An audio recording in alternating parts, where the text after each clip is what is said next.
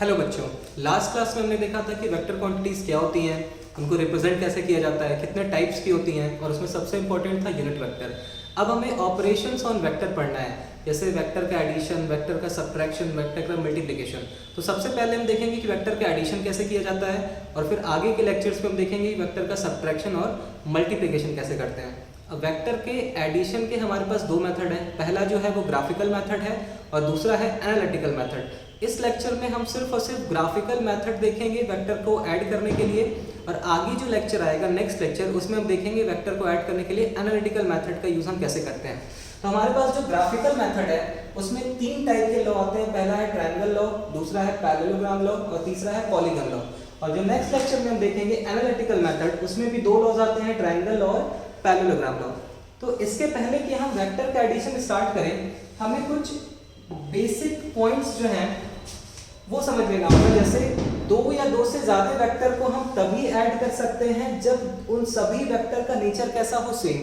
To or more vector can be added or subtracted only when they are of same nature. इसका मतलब क्या हुआ कि मान लेते हैं कि हमारे पास एक है वेलोसिटी वेक्टर। मान लेते हैं कि एक वेलोसिटी है 5 मीटर पर सेकेंड, किस डायरेक्शन में, इन ईस्ट डायरेक्शन में। हमारे पास एक वेलोसिटी है 5 मीटर पर सेकेंड इन ईस्ट डायरेक्शन, और दूसरा हमें दे दिया है फोर्स। मान लेते हैं कि हमें F1 दे दिया। F1 की वैल्यू कितनी है, 6 न्यूटन इन ईस्ट डायरेक्शन। अब अगर हमसे बोला जा रहा है कि इन दोनों क्वांटिटी को ऐड करो, मतलब हमसे पूछा जा रहा है कि V1 vector plus F1 vector की वैल्यू क्या होगी, तो ये पॉसिबल नहीं है एडिशन। उसका रीजन क्या है कि हम वेलोसिटी को फोर्स में ऐड करना चाहते हैं। ये दोनों क्वांटिटीज जो हैं उनका नेचर सेम नहीं है, तो हम इन्हें ऐड नहीं कर सकते। प्रिंसिपल ऑफ होमोजेनिटी क्या कहता है कि अगर हमें दो क्वांटिटीज को ऐड या सब्ट्रैक्ट करना है तो उन दोनों ही क्वांटिटीज की जो डायमेंशन होनी चाहिए या फिर उन दोनों ही क्वांटिटीज की जो यूनिट होनी चाहिए वो सेम होनी चाहिए। लेकिन यहाँ पे वेलोसिटी की यूनिट क्या है, मीटर पर सेकेंड, और फोर्स की यूनिट क्या है, न्यूटन, केजी मीटर पर सेकेंड स्क्वायर। तो इनका जो एडिशन या सब्ट्रैक्शन है वो पॉसिबल नहीं है। लेकिन वहीं पे अगर हमारे पास एक फोर्स गिवन होता, F1 जो है वो है 5 न्यूटन इन ईस्ट डायरेक्शन, और एक और फोर्स दे दिया F2, ये मान लेते हैं 6 न्यूटन इन ईस्ट डायरेक्शन। तो हम अगर हमसे पूछा जाता कि बताओ F1 फोर्स और F2 फोर्स का एडिशन कितना होगा, तो क्योंकि ये दोनों फोर्स लग रहे हैं, इन दोनों फोर्सेस की डायरेक्शन बिल्कुल सेम है, F1 और F2 की डायरेक्शन बिल्कुल सेम है, इसलिए इनका जो रिजल्टेंट फोर्स आता या इनका जो इस बॉडी पे लगने वाला जो नेट फोर्स आता वो इन दोनों फोर्सेस का सिंपली एडिशन होता, और वो कितना होता, 11 न्यूटन इन ईस्ट डायरेक्शन। तो हम दो वेक्टर क्वांटिटी को तभी ऐड कर सकते हैं जब उन दोनों का नेचर सेम हो। अगर कोई दो ऐसी वेक्टर क्वांटिटी है जिनका नेचर सेम नहीं है तो उनको मल्टीप्लाई कर सकते हैं। इन दोनों वेक्टर क्वांटिटी का मल्टीप्लिकेशन पॉसिबल है, लेकिन एडिशन या सब्ट्रैक्शन पॉसिबल नहीं है। तो ये पहला हो गया कि हम दो क्वांटिटीज को तभी ऐड कर सकते हैं जब उन दोनों का नेचर क्या हो, सेम। दूसरा क्या है, the resultant of two or more vector is defined as that single vector which produces same effect that is produced by individual vectors together. इसके कहने का क्या मतलब है कि हमें सबसे पहले यहाँ पे सबसे इंपॉर्टेंट चीज जो है वो क्या डिस्कस करने जा रहे हैं, रिजल्टेंट वेक्टर क्या होता है। अगर हम दो वेक्टर को ऐड कर रहे हैं तो उन दोनों वेक्टर को ऐड करने के पास हमारे पास जो आंसर आएगा वो आंसर क्या होगा, रिजल्टेंट वेक्टर। अब रिजल्टेंट वेक्टर होता क्या है, यहाँ पे इसकी डेफिनेशन में क्या समझाने की कोशिश की गई है उसे समझते हैं। तो मान लेते हैं कि हमारे पास दो फोर्सेज लग रहे हैं। मान लेते हैं कि हमारे पास दो फोर्सेज हैं। पहला है F1 फोर्स 5 न्यूटन इन ईस्ट डायरेक्शन, और दूसरा F2 जो है वो है 8 न्यूटन इन ईस्ट डायरेक्शन। तो इसको रिप्रेजेंट कैसे करेंगे हम यहाँ पे एक बॉडी बना देंगे और इस पे दिखाएंगे जो पहला फोर्स लग रहा है, क्योंकि उसका मैग्नीट्यूड कम है दूसरे फोर्स से, तो हमें पता है कि जो लेंथ ऑफ वेक्टर होता है वो उस वेक्टर के मैग्नीट्यूड को रिप्रेजेंट करता है। तो F1 फोर्स की जो लेंथ है, F1 वेक्टर की जो लेंथ है उसे हम कम बनाएंगे किसके रिस्पेक्ट में, F2 वेक्टर के रिस्पेक्ट में। तो हम मान लेते हैं कि F1 वेक्टर का इसमें फोर्स लग रहा है और जो दूसरा फोर्स लग रहा है वो कितना है, F2 वेक्टर। F2 का लेंथ जो हमने थोड़ा ज्यादा बना दिया। अब हमें मालूम है कि इन दोनों का जो इफेक्ट होगा वो इफेक्ट क्या लगेगा कि इस बॉडी पर लगने वाला जो नेट फोर्स है वो कितना हो जाएगा, 8 + 5 13 न्यूटन। हम इसको सिंपली क्यों ऐड कर रहे हैं, ये तो वेक्टर क्वांटिटीज है, इनका एडिशन ऐसा नहीं होना चाहिए, लेकिन हमें पता है कि ये दोनों वेक्टर क्वांटिटी सेम डायरेक्शन में लग रहे हैं, इसलिए जब ये दोनों वेक्टर क्वांटिटी सेम डायरेक्शन लग रहे हैं तो इनको सिंपली हम ऐड कर सकते हैं। इस डायरेक्शन में नेट फोर्स कितना होगा, 8 न्यूटन प्लस 5 न्यूटन 13 न्यूटन। अब अगर हम ये कहें कि यहाँ पे इसी बॉडी पे हम इन दोनों फोर्सेस को ना दिखा के सिर्फ एक फोर्स दिखाना चाहते हैं और मान लेते हैं कि उस फोर्स को हम रिप्रेजेंट कर रहे हैं Fr से, और यहाँ पे हम लिख दें कि Fr की वैल्यू कितनी है 13 न्यूटन, तो क्या ये फोर्स अकेले ही उतना इफेक्ट इस बॉडी पे डाल रहा है जितना ये दोनों फोर्स मिलकर डाल रहे थे? ये दोनों फोर्स मिलकर इस बॉडी पे टोटल कितना फोर्स लगा रहे थे 13 न्यूटन का, और ये अकेले ही इस बॉडी पे कितना फोर्स लगा रहा है 13 न्यूटन का लगा रहा है। तो हम बोलेंगे ये जो फोर्स है ये रिजल्टेंट है इन दोनों फोर्सेस का, मतलब ये दोनों फोर्स मिलकर जितना इफेक्ट इस बॉडी पे डाल रहे हैं ये फोर्स अकेले ही उतना इफेक्ट इस बॉडी पे डाल रहा है, इसलिए ये जो फोर्स हुआ वो इन दोनों फोर्सेस का रिजल्टेंट हुआ। अब एक बार फिर से इसकी डेफिनेशन देखते हैं। The resultant of two or more vectors is defined as that single vector which produces same effect that is produced by individual vectors together। एक ऐसा वेक्टर जो सेम इफेक्ट प्रोड्यूस कर दे जितना बाकी सारे वेक्टर मिलके प्रोड्यूस कर रहे हैं, तो वो जो एक वेक्टर होगा उसे हम बोलेंगे कि वो रिजल्टेंट वेक्टर है बाकी जितने भी वेक्टर बने हुए हैं उनका। तो जब हम दो वेक्टर को ऐड करते हैं या दो से ज्यादा वेक्टर्स को ऐड करते हैं तो हमारे पास एडिशन के बाद जो फाइनल आंसर आता है वो बेसिकली क्या होता है, रिजल्टेंट वेक्टर ही होता है। तो हमने दो केसेस डिस्कस कर लिए। पहला हमने क्या देखा कि दो वेक्टर या दो से ज्यादा वेक्टर को हम तभी ऐड या सब्ट्रैक्ट कर सकते हैं जब उन दोनों का नेचर सेम हो, जब उन दोनों का डायमेंशन सेम हो, जब उन दोनों की यूनिट सेम हो, जिसको प्रिंसिपल ऑफ होमोजेनिटी भी कहा जाता है। और दूसरा रिजल्टेंट वेक्टर क्या होता है, रिजल्टेंट वेक्टर जब भी हम दो या दो से ज्यादा वेक्टर को ऐड करेंगे तो फाइनली हमें जो वेक्टर मिलेगा वो क्या होगा, रिजल्टेंट वेक्टर, और वो अकेले ही उतना इफेक्ट प्रोड्यूस कर रहा होगा जितना बाकी सारे वेक्टर मिलकर प्रोड्यूस कर रहे हैं। अब हम एक एक करके देखेंगे कि ग्राफिकल मेथड में ट्रायंगल लॉ क्या होता है, पैरेललोग्राम लॉ क्या होता है और पॉलीगन लॉ क्या होता है। लेकिन उससे पहले हम एक जनरल रूल देख लेते हैं कि जब भी हमें किसी दो वेक्टर को या दो से ज्यादा वेक्टर को ऐड करना होगा तो बेसिकली उसका जनरल रूल क्या होता है, यहाँ पे लिखा हुआ है। एक बार हम पहले पढ़ लेते हैं, उसके बाद हम इसे समझेंगे। It states that the vectors to be added are arranged in such a way that the head of first vector coincides with tail of second vector. पहले वेक्टर का जो हेड है वो coincide करना चाहिए दूसरे वेक्टर के टेल से। The head of second vector coincide with tail of third vector। पहले वेक्टर का जो हेड है वो दूसरे वेक्टर के टेल के साथ coincide कर रहा हो, दूसरे वेक्टर का जो हेड है वो तीसरे वेक्टर के टेल के साथ coincide कर रहा हो, और ऐसे लगातार चलता जाएगा, है ना। जो भी पहला वाला वेक्टर होगा उसका जो हेड होगा वो अगले वाले वेक्टर के टेल पे होना चाहिए। ऐसा करते करते जब हम आखिरी वो वेक्टर बनाएंगे सिंगल वेक्टर, जब हम आखिरी वेक्टर बनाएंगे सिंगल वेक्टर, कहां से बनाएंगे, टेल ऑफ फर्स्ट वेक्टर। पहला जो भी वेक्टर था उसके टेल से वो वेक्टर जो आखिरी वाले वेक्टर के हेड पे जाके खत्म हो, जो आखिरी वाले वेक्टर के हेड पे जाके खत्म हो, तो वो जो एक सिंगल वेक्टर बनेगा उसे हम बोलेंगे कि वही एक रिजल्टेंट वेक्टर है। एग्जांपल के लिए मान लेते हैं कि हमें तीन वेक्टर क्वांटिटी को ऐड करना है ना। मान लेते हैं कि हमें वेक्टर ए, वेक्टर बी और वेक्टर सी गिवन है, हमें इन तीन वेक्टर्स को ऐड करना है। तो जनरल रूल ये कहता है कि जब भी हमें इन तीन वेक्टर को ऐड करना होगा, सबसे पहले जो पहला वेक्टर है उसका जो हेड होना चाहिए वो दूसरे वेक्टर के टेल के साथ कोइंसाइड कर रहा हो। तो हम तो ये जानते हैं कि वेक्टर के केस में वेक्टर की पैरेलल शिफ्टिंग अलाउड होती है। तो अगर इस वेक्टर ए को पैरेलली शिफ्ट करके हम यहाँ पे ले आके इस तरीके से बनाते हैं, हम मान लेते हैं कि ये हमने वेक्टर ए को पैरेलली शिफ्ट करके यहाँ पे ले आए, और अब वेक्टर बी को पैरेलली शिफ्ट करके हम यहाँ पे ले आएंगे इस तरीके से कि वेक्टर ए का जो हेड है वो वेक्टर बी के टेल के साथ कोइंसाइड कर जाए। तो वेक्टर बी को पैरेलली शिफ्ट करके हम यहाँ पे कुछ इस तरीके से लेके आए, ये मान लेते हैं कि वेक्टर बी है। और अब जो दूसरा वेक्टर है, इस वेक्टर का जो हेड है वो अगले वेक्टर के टेल के साथ कोइंसाइड कर रहा हो। तो यहाँ इस वेक्टर सी को हम पैरेलली शिफ्ट करके यहाँ पे ले आएंगे, और अब हम जो एक सिंगल वेक्टर बनाएंगे जो कि कहां से स्टार्ट हो रहा हो, पहले वेक्टर के टेल से स्टार्ट हो रहा हो और कहां जाके एंड हो रहा हो, उसका हेड कहां पे हो, आखिरी वेक्टर के हेड पे। तो ये जो एक सिंगल वेक्टर बना, इसे हम बोलेंगे कि ये रिजल्टेंट है इन सभी वेक्टर का।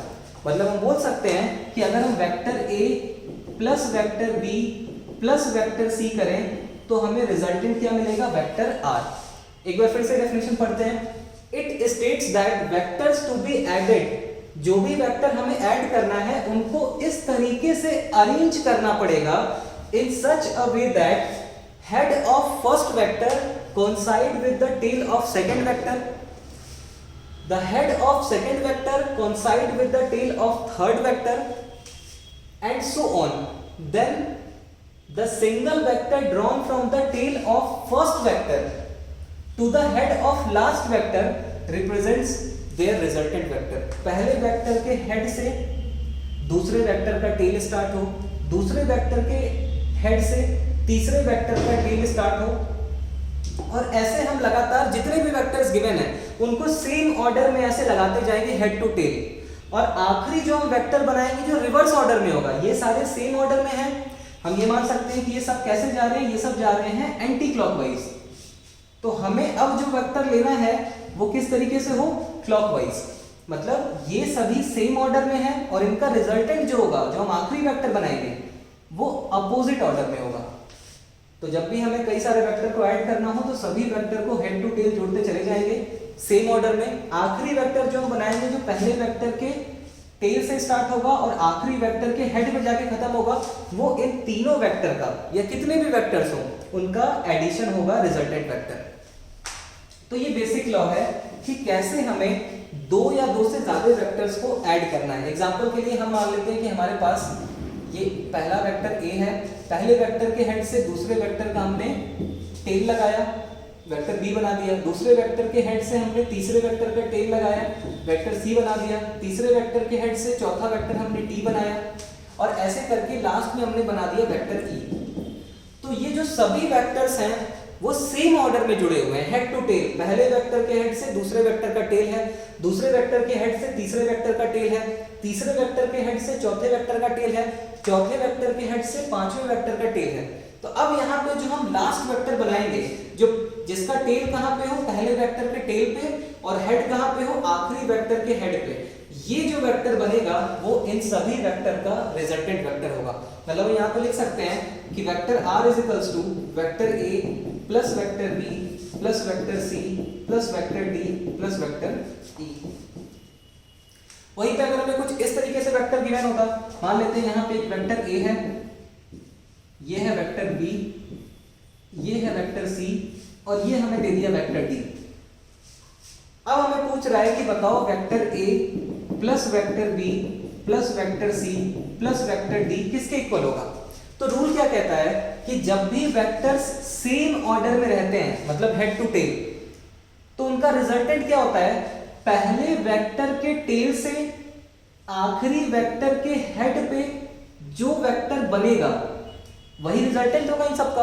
और यहाँ पे हम देख रहे हैं कि पहले वेक्टर का जो टेल है वो आखिरी वेक्टर के हेड से कोइंसाइड कर गया है, तो यहाँ पे हम जो वेक्टर बनाना चाहेंगे उसकी लेंथ कितनी होगी, 0, क्योंकि इस टेल और इस हेड के बीच में तो कोई डिस्टेंस ही नहीं है। और अगर वेक्टर का जो लेंथ है वो 0 है, इसका मतलब उसका मैग्नीट्यूड कितना हुआ, 0।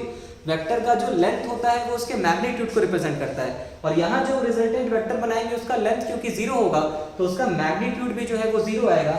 इसलिए हम सिंपली यहाँ पे बोल सकते हैं कि इन सभी का रिजल्टेंट क्या होगा, 0। तो ये था जनरल लॉ कि कैसे हम दो वेक्टर्स को हमेशा ऐड करेंगे। हमेशा सारे वेक्टर को हेड टू टेल जोड़ते चले जाएंगे सेम ऑर्डर में। आखिरी वेक्टर जो रिवर्स ऑर्डर में होगा, जो पहले वेक्टर के टेल से आखिरी वेक्टर के हेड पे जाएगा, वही उन सारे वेक्टर का रिजल्टेंट वेक्टर होगा।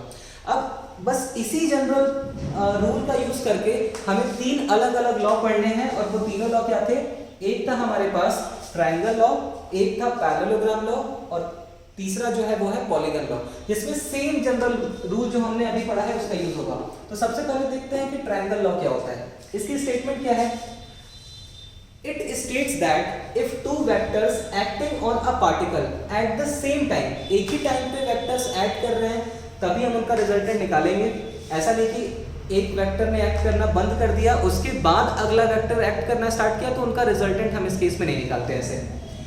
It states that if two vectors acting on a particle at the same time are represented in magnitude and direction, वो दोनों वेक्टर जो कि किसी एक बॉडी पर लग रहे हैं उनको कैसे रिप्रेजेंट किया जा रहा है, इस तरीके से रिप्रेजेंट किया जा रहा है कि उनका मैग्नीट्यूड और डायरेक्शन जो है वो किसी ट्रायंगल के दो साइड से रिप्रेजेंट हो रहा है। जैसे मान लेते हैं कि हमारे पास एक वेक्टर A है और दूसरा है वेक्टर B। अब हम ये चाहते हैं कि इन दोनों वेक्टर को ट्रायंगल के दो साइड से रिप्रेजेंट करें, तो उसके लिए क्या करना पड़ेगा, वेक्टर A हम ऐसे बना दिए और वेक्टर B को पैरेलली शिफ्ट करके यहाँ पे ले आएंगे। और अब अगर हम देखें तो क्या ऐसा नहीं लग रहा कि ये ट्रायंगल के दो साइड हैं। वेक्टर A और वेक्टर B को इस तरीके से रिप्रेजेंट किया गया है कि देखने में ऐसा लग रहा है कि ये किसी एक ट्रायंगल के दो साइड हैं। तो it states that if two vector acting on a particle at the same time are represented in magnitude and direction by the two sides of triangle taken in same order, same वही बात same order में करना है head to tell. पहले vector के head से आखिरी vector का टेल स्टार्ट हो, सॉरी आखिरी वेक्टर का नहीं, पहले वेक्टर के हेड से दूसरे वेक्टर का टेल स्टार्ट हो, दूसरे वेक्टर के हेड से तीसरे वेक्टर का टेल स्टार्ट हो, तो इसे हम बोलते हैं कि वो सेम ऑर्डर में है। Are taken in same order, their resultant vector is represented in magnitude and direction। अब अगर दो वेक्टर हैं जो कि सेम ऑर्डर में हैं और वो ट्रायंगल के साइड से रिप्रेजेंट किए जा रहे हैं, तो इनका जो रिजल्टेंट होगा वो इस ट्रायंगल का तीसरा साइड होगा जो कि अपोजिट ऑर्डर में लिया जाए। जैसे यहाँ पे एक वेक्टर A है, ये दूसरा वेक्टर B है, ये ट्रायंगल के दो साइड से रिप्रेजेंट हो रहे हैं और ये सेम ऑर्डर में लगे हुए हैं हेड टू टेल। तो आखिरी वेक्टर जो अपोजिट ऑर्डर में बनेगा, इस ट्रायंगल की जो आखिरी साइड होगी अगर हम उसे अपोजिट ऑर्डर में बना दें तो ये जो साइड होगी यही इन दोनों वेक्टर का रिजल्टेंट होगा, vector A plus vector B। इसे हम और अच्छे तरीके से समझते हैं। हमें क्या बोल रहा है, हमें ये बोल रहा है कि अगर हमें वेक्टर A को ऐड करना है वेक्टर B में और वेक्टर B कुछ इस तरीके से दे दिया, तो सबसे पहले हम क्या करेंगे कि वेक्टर A और वेक्टर B को इस तरीके से रिप्रेजेंट करेंगे कि ये ट्रायंगल की दो साइड लगे। जैसे वेक्टर A को अगर हम यहाँ पे बना दें, पैरेलल शिफ्टिंग कर दें इसकी, और वेक्टर B को भी अगर हम पैरेलली शिफ्ट करके यहाँ पे ले आए और सेम ऑर्डर में इनको अरेंज कर दें। पहले वेक्टर का जो हेड है उससे दूसरे वेक्टर का टेल स्टार्ट हो रहा है, तो अब ये दोनों वेक्टर जो हैं वो ट्रायंगल के दो साइड को रिप्रेजेंट करने लगे। और अब अगर हम इसी ट्रायंगल की तीसरी साइड बनाएं, लेकिन बनाते वक्त इस बात का ध्यान रखें कि ये जो साइड है इसको अपोजिट ऑर्डर में ले लें। जैसे वेक्टर A और vector B head to tail जुड़े थे, लेकिन ये हेड टू टेल नहीं जुड़ा है, वेक्टर B के हेड से इस साइड का जो है वो हेड आके जुड़ा है, तो ये अपोजिट ऑर्डर में है। तो ये जो अपोजिट ऑर्डर वाली तीसरी साइड होगी ट्रायंगल की, इसे हम बोलेंगे कि ये रिजल्टेंट है किसका, vector A plus vector B का। और इस रिजल्टेंट का डायरेक्शन कैसे देंगे हम, इस रिजल्टेंट का डायरेक्शन, तो इस रिजल्टेंट का डायरेक्शन लेने के लिए हम सिंपली ये मान लेंगे कि ये जो रिजल्टेंट है अगर इस वेक्टर A के साथ अल्फा एंगल बना रहा है, अगर हम किसी तरीके से ये फाइंड कर लें कि ये जो रिजल्टेंट है वो इस वेक्टर A के साथ कितना एंगल बना रहा है, तो इस रिजल्टेंट की डायरेक्शन को बताने के लिए हम सिंपली ये लिख सकते हैं कि R vector makes an angle alpha with vector A। अगर हमें रिजल्टेंट वेक्टर का डायरेक्शन देना है तो डायरेक्शन देने का एक ये तरीका भी तो है कि हम सिंपली ये बता दें कि इस रिजल्टेंट वेक्टर ने इस वेक्टर A के साथ कितना एंगल बनाया है। तो अगर हमें ये पता चल जाए कि रिजल्टेंट वेक्टर ने वेक्टर A के साथ जो एंगल बनाया है अल्फा, उसकी वैल्यू क्या है, तो वो अल्फा जो होगा वो एक तरीके से इस रिजल्टेंट को क्या दे रहा है, डायरेक्शन दे रहा है। तो ट्रायंगल लॉ में हम दो चीजें बता सकते हैं, पहला कि इस रिजल्टेंट का मैग्नीट्यूड कितना होगा, मैग्नीट्यूड क्या होगा, इस साइड की जो लेंथ होगी, length of third side gives the magnitude of resultant vector. कि किसी भी वेक्टर का मैग्नीट्यूड क्या होता है, उस वेक्टर की लेंथ। तो अगर हम इस तीसरे साइड की लेंथ निकाल लेंगे तो वो लेंथ जो होगा इस रिजल्टेंट का क्या बता रहा होगा, मैग्नीट्यूड। और अगर हम ये बता दें कि ये रिजल्टेंट ने वेक्टर ए के साथ अगर अल्फा एंगल बना के रखा है, तो ये जो अल्फा एंगल है वो बेसिकली इस रिजल्टेंट को क्या दे रहा है, डायरेक्शन। इस पे कुछ क्वेश्चंस करते हैं तो ये ज्यादा क्लियर होगा। जैसे यहाँ पे क्वेश्चन है, a car initially travels 4 metre east, it then turns and travel 3 metre towards north, find the displacement of the car. तो सबसे पहले यहाँ पे हम ये बात कर लेते हैं कि ईस्ट वेस्ट और नॉर्थ साउथ किधर होगा। तो मान लेते हैं कि ये ईस्ट है, ये वेस्ट है, ये नॉर्थ है और ये साउथ है। अब क्वेश्चन क्या कह रहा है, क्वेश्चन ये कह रहा है कि एक कोई कार है जो इनिशियली किस डायरेक्शन में ट्रैवल की है, ईस्ट डायरेक्शन में। तो इनिशियली उसका जो डिस्प्लेसमेंट वेक्टर आएगा वो कुछ इस तरीके से आएगा। अगर हम इसको मान लें कि ये ओरिजिन है O, तो इनिशियल जो वेक्टर आ रहा है उसका, ये इनिशियल वेक्टर ये किस डायरेक्शन में, इस डायरेक्शन में, और इसकी लेंथ कितनी है, इसकी लेंथ है 4 मीटर। अब इसके बाद वहां से वो टर्न लेता है और टर्न लेके 3 मीटर जाता है टुवर्ड्स नॉर्थ। तो इस डायरेक्शन में 4 मीटर जाने के बाद इस कार ने टर्न लिया और टर्न लेके किधर को मूव कर रहा है, नॉर्थ डायरेक्शन में, कितना, 3 मीटर। तो अब तुमसे पूछ रहा है कि बताओ इसका रिजल्टेंट डिस्प्लेसमेंट कितना होगा। अगर हम मान लें कि ये जो है हमारा वेक्टर A है और ये जो 3 मीटर है वो क्या है, वेक्टर B। तो ये जो कार है इनिशियली यहाँ पे थी और फाइनली इस पॉइंट पे पहुंच गई, तो इसका जो नेट डिस्प्लेसमेंट हुआ, डिस्प्लेसमेंट क्या होता है, इनिशियल और फाइनल पोजीशन के बीच का शॉर्टेस्ट पाथ। तो अगर इसका डिस्प्लेसमेंट निकालना होगा तो इसका डिस्प्लेसमेंट तो कुछ ऐसा होगा। और क्या ये साइड और ये साइड ट्रायंगल के दो साइड को रिप्रेजेंट कर रहे हैं। अगर हम इस वेक्टर और इस वेक्टर की बात करें तो ये ट्रायंगल के दो साइड को रिप्रेजेंट कर रहे हैं इस तरीके से कि वो दोनों सेम ऑर्डर में लिए गए हैं।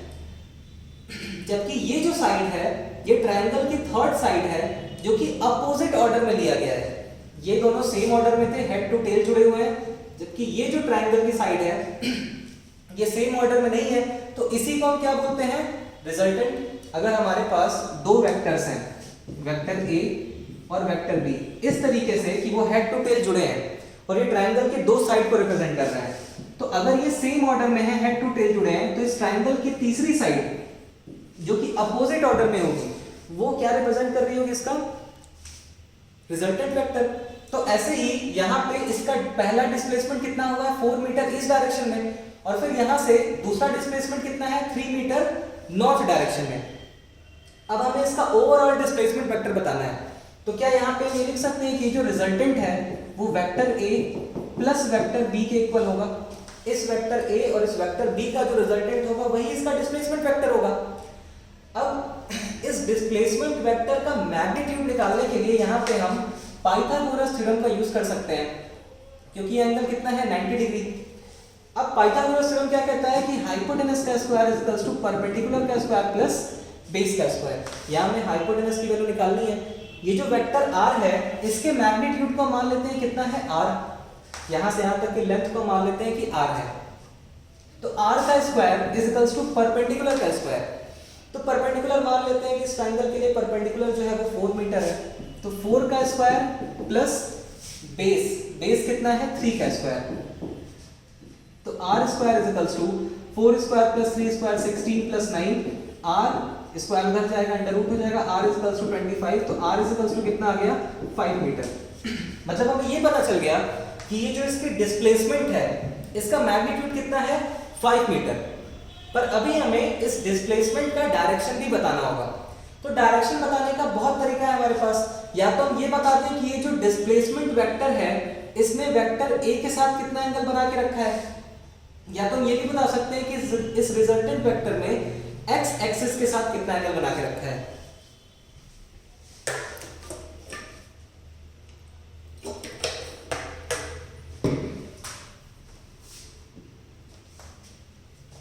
तो अब अगर इस ट्रायंगल को ध्यान से देखें, तो जब भी हमें कोई ऐसा ट्रायंगल दिखेगा, राइट एंगल ट्रायंगल, जिसमें एक साइड 5 हो, एक साइड 3 हो और एक साइड 4 हो, या इनका रेशियो हो, कि अगर ये 6 हो गया तो ये 8 होना चाहिए और ये 10 होना चाहिए, मतलब उनका रेशियो हमेशा कितना है 3, 4 और 5। तो इस केस में हमेशा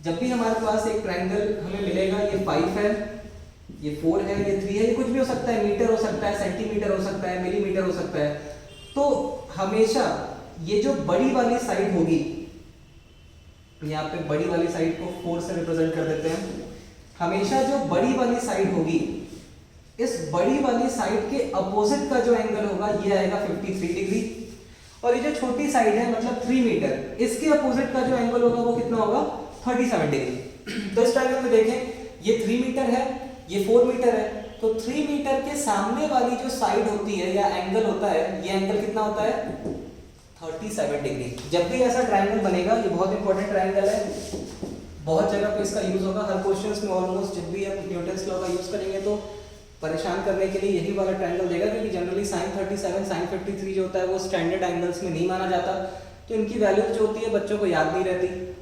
तो हमेशा इस ट्रायंगल को याद रखना है कि अगर 5, 3, 4 का कोई ट्रायंगल बन रहा है तो 3 मीटर के सामने वाला जो एंगल होगा वो 37 डिग्री होगा, 4 मीटर के सामने वाला जो एंगल होगा वो 53 डिग्री होगा।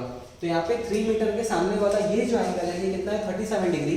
तो यहाँ पे हम सिंपली ये लिख सकते हैं कि जो हमारा रिजल्टेंट वेक्टर है R vector makes an angle of 37 degree with vector A। तो यहाँ पे हमने ट्रायंगल लॉ का यूज करके ना तो सिर्फ हमने डिस्प्लेसमेंट का मैग्नीट्यूड भी बताया, साथ ही साथ उसका क्या बताया डायरेक्शन भी।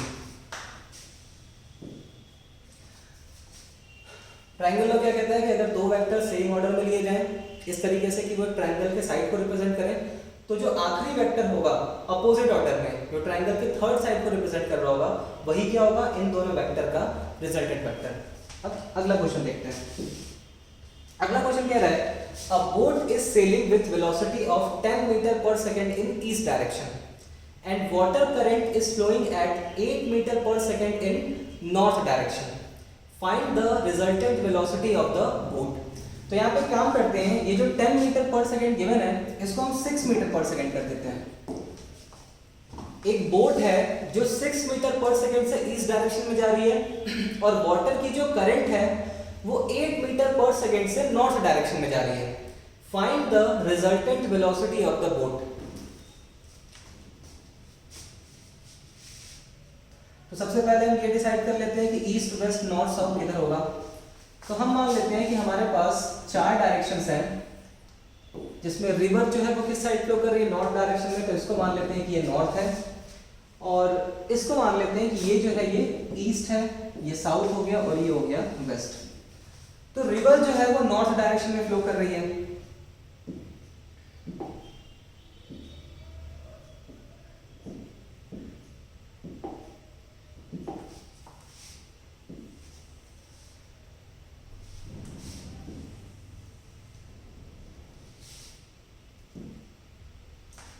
ये मान लेते हैं रिवर है, रिवर जो है वो नॉर्थ डायरेक्शन में फ्लो कर रही है। बोट जो है वो ईस्ट डायरेक्शन में फ्लो कर रही है। ईस्ट किधर है डाउनवर्ड डायरेक्शन में। तो मान लेते हैं कि अगर यहाँ पे कोई बोट है तो बोट ये चाहती है कि वो सीधे इस तरफ मूव करना स्टार्ट करे। किस वेलोसिटी से, ये मान लेते हैं वेलोसिटी ऑफ बोट है जिसकी वैल्यू कितनी गिवन है 8 मीटर पर सेकेंड, सॉरी 6 मीटर पर सेकेंड, 6 मीटर पर सेकेंड ये है वेलोसिटी ऑफ बोट। जबकि वेलोसिटी ऑफ रिवर जो है वो है नॉर्थ डायरेक्शन में। ये हो गई वेलोसिटी ऑफ रिवर, कितना है 10 मीटर पर सेकेंड, 8 मीटर पर सेकेंड, 8 मीटर पर सेकेंड। तो क्योंकि वेलोसिटी ऑफ रिवर जो है उसका मैग्नीट्यूड ज्यादा है वेलोसिटी ऑफ बोट से, तो इसलिए यहाँ पे जो वेलोसिटी ऑफ रिवर को रिप्रेजेंट करने के लिए जो वेक्टर बनाया गया है उसकी लेंथ ज्यादा है। वेलोसिटी ऑफ बोट को रिप्रेजेंट करने के लिए जो वेक्टर बनाया गया उसकी लेंथ कम बनाई गई है। अब अगर ये बोट जो है वो इस रिवर को सीधे ऐसे क्रॉस करना चाहती है लेकिन पानी जो है वो इस साइड बह रहा है, तो क्या ये जो बोट है ये इस पॉइंट से अगर चलना स्टार्ट करे तो क्या इस पॉइंट पे पहुंचेगी? अगर ये पानी नहीं बह रहा होता तब बोट जब यहाँ से स्टार्ट होती इस डायरेक्शन में कि वो रिवर को जस्ट जिस पॉइंट से स्टार्ट की है उसके अपोजिट पॉइंट पे पहुंचना चाहती है, तो अगर पानी नहीं बह रहा होता तो ऐसा पॉसिबल था कि अगर बोट यहाँ से स्टार्ट हो रही है तो इस पॉइंट पे पहुंचे। लेकिन क्योंकि पानी भी बह रहा है, नदी भी बह रहा है, तो बोट तो इधर आई हुई होगी, लेकिन साथ ही साथ बोट को पानी जो है वो इस तरफ भी लेके जा रहा होगा। मतलब बोट का मोशन जो है कहीं ना कहीं कुछ इस तरीके से होगा कि वो इस तरफ भी आना चाहती है और पानी उसको इस तरफ भी लेके जाना चाहता है। तो इसकी जो वेलोसिटी होगी, अगर कोई आदमी यहाँ से खड़े होकर देखेगा तो उसको बोट कुछ इस तरीके से जाती हुई दिखेगी। तो इसका ये मतलब हुआ कि इस बोट की जो रिजल्टेंट वेलोसिटी है, इस बोट की जो रिजल्टेंट वेलोसिटी है वो कुछ इस डायरेक्शन में होगी।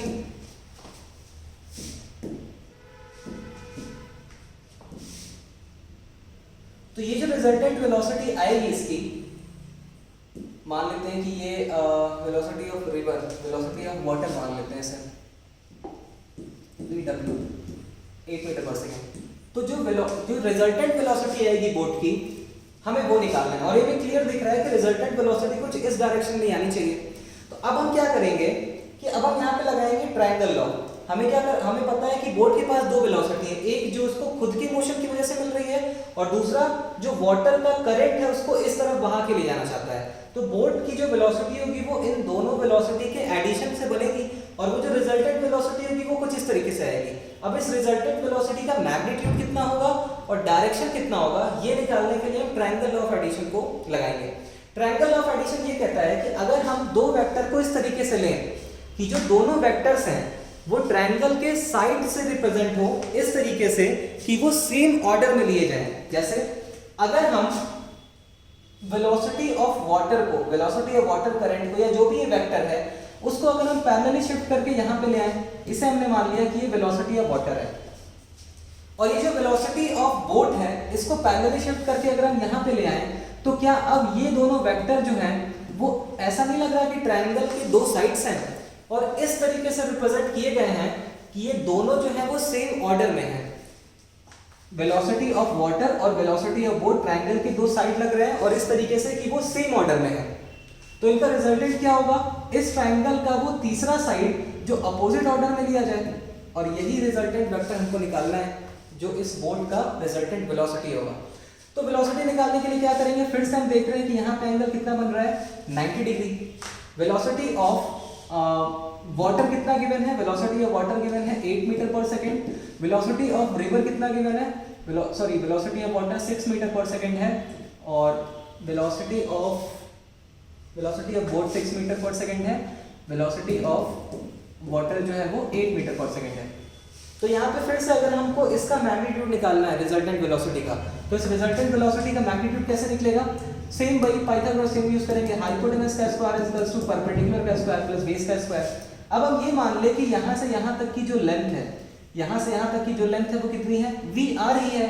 तो यहाँ पे हम लिखेंगे VR का square is equals to perpendicular, perpendicular मान लेते हैं कि ये है, इज इक्वल्स टू VB का स्क्वायर प्लस बेस VW का स्क्वायर।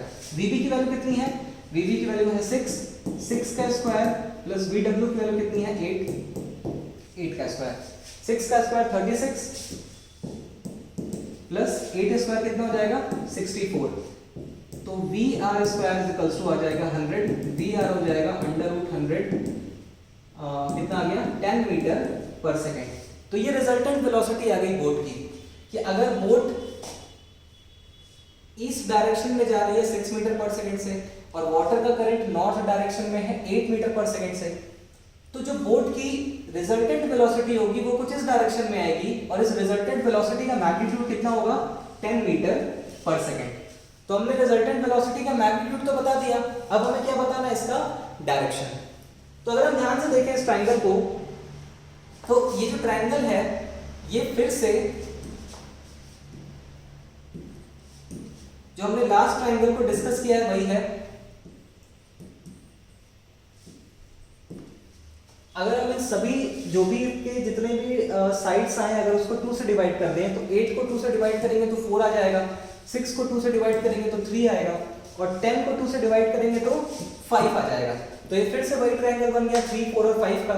और ये जो रिजल्टेंट वेलोसिटी है, इसने अगर ये मान लेते हैं कि वाटर के साथ, जो वाटर की वेलोसिटी है उसके साथ कितना एंगल बना के रखा है, अल्फा। तो ये अल्फा जो है बेसिकली यहाँ पे कितना एंगल आता दिख रहा है, 37 डिग्री। इस ट्रायंगल में जो 3 मीटर वाली साइड होती है या जो 3 यूनिट वाली साइड होती है, उसके सामने का जो एंगल होता है वो कितना होता है, 37 डिग्री होता है। तो यहाँ पे हम ये बोल सकते हैं कि ये जो एंगल बन रहा है रिजल्टेंट वेलोसिटी का, वेलोसिटी ऑफ वाटर के साथ, वो एंगल कितना है, अल्फा, और इसकी वैल्यू कितनी है, 37 डिग्री। तो यहाँ पे हम लिख सकते हैं कि resultant velocity makes an angle of 37 degree with the velocity of water। या फिर इसको ऐसे भी लिख सकते हैं कि ये जो डायरेक्शन है, ये डायरेक्शन कौन सी है, नॉर्थ, और जो रिजल्टेंट वेलोसिटी आया है वो नॉर्थ से कितने एंगल पे आया है, 37 डिग्री। ये जो रिजल्टेंट वेलोसिटी, ये जो हमारा वाटर की वेलोसिटी है, उससे रिजल्टेंट वेलोसिटी कितने एंगल पे है, 37 डिग्री। और ये 37 डिग्री किस साइड घुमा है, वेस्ट के साइड या ईस्ट के साइड, ईस्ट के साइड। तो इसके डायरेक्शन को लिखने का एक और तरीका ये होगा कि velocity of river makes an angle of 37 degree किस तरफ घुमा है, ईस्ट के साइड घुमा है।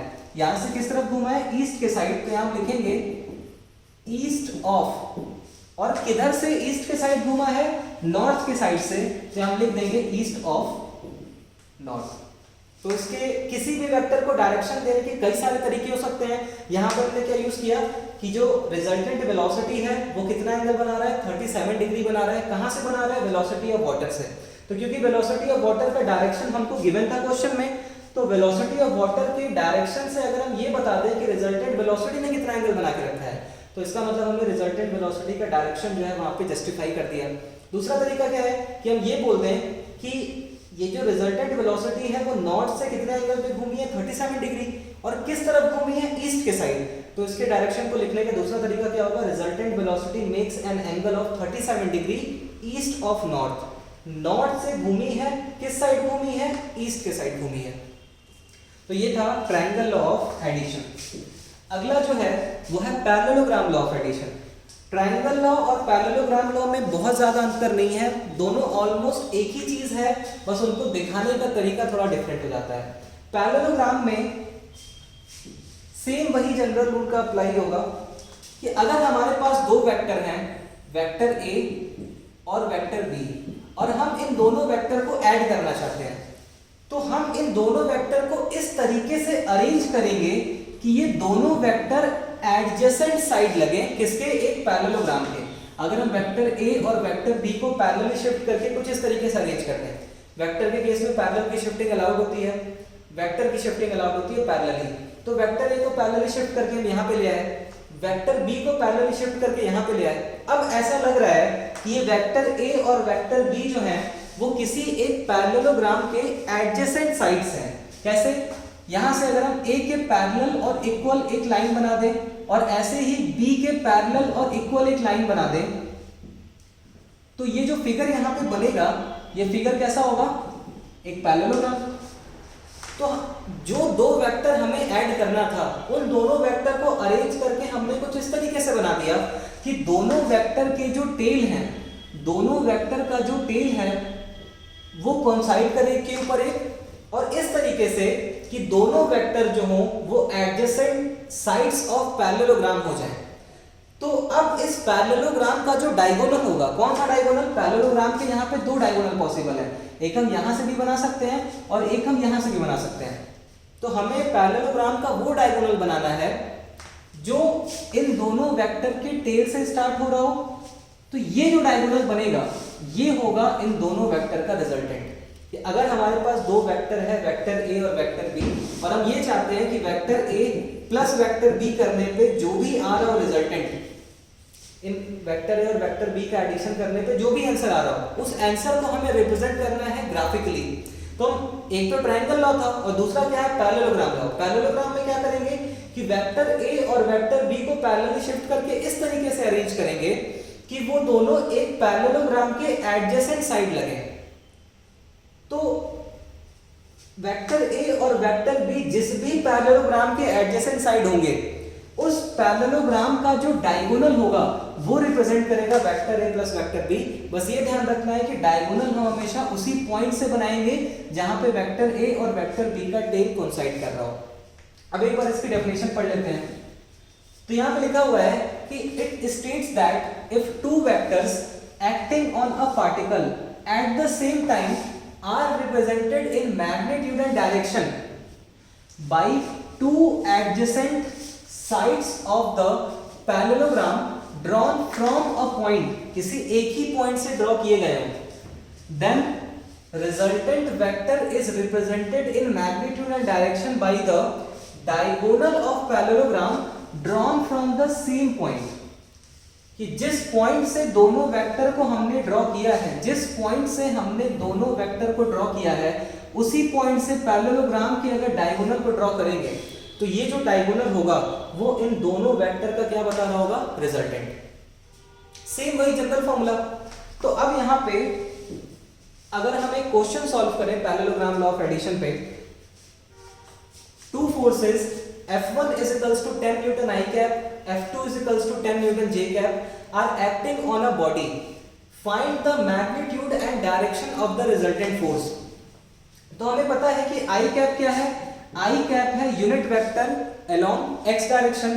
कि अगर हम यहाँ पे x और y एक्सिस बना दें, x और y एक्सिस, तो एक यूनिट वेक्टर मतलब जिसका मैग्नीट्यूड 1 हो और वो x डायरेक्शन में वर्क कर रहा हो उसे I कैप बोलते हैं, और यूनिट वेक्टर y डायरेक्शन में जो वर्क कर रहा होता है उसे क्या बोलते हैं, j कैप। इसका मतलब यहाँ पे I कैप और j कैप ये जो यूनिट वेक्टर दिए गए हैं वो सिर्फ और सिर्फ F1 और F2 को डायरेक्शन देने के लिए यूज किए गए हैं।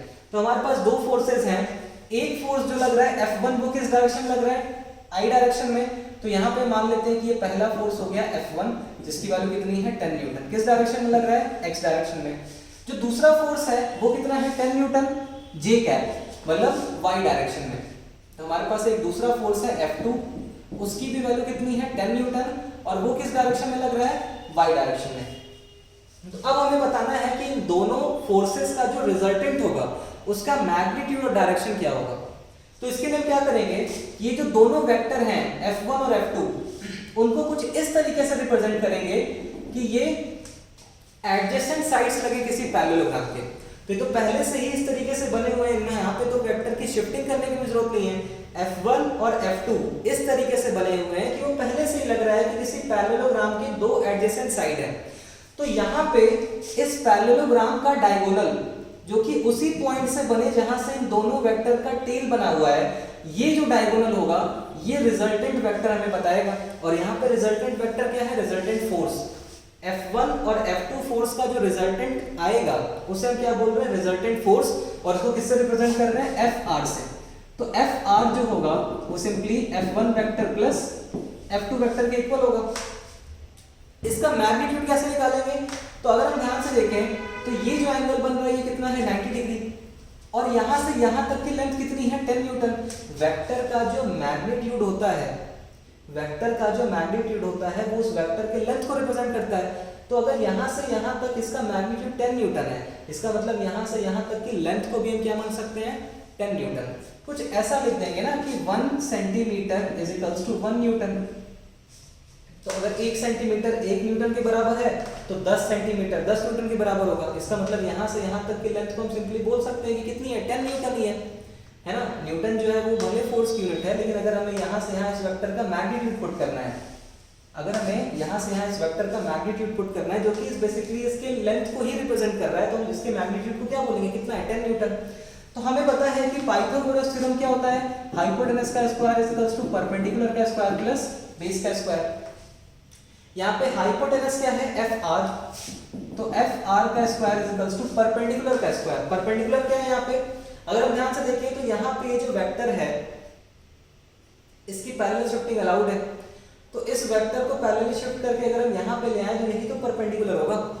तो इस परपेंडिकुलर का मैग्नीट्यूड कितना है 10, तो यहाँ हम लिख देंगे 10 का स्क्वायर और प्लस बेस कितना है, बेस की वैल्यू भी कितनी है 10, तो यहाँ पे हम लिख देंगे 10 का स्क्वायर। तो F R is equals to 10 square plus 10 square 100 plus 100 200।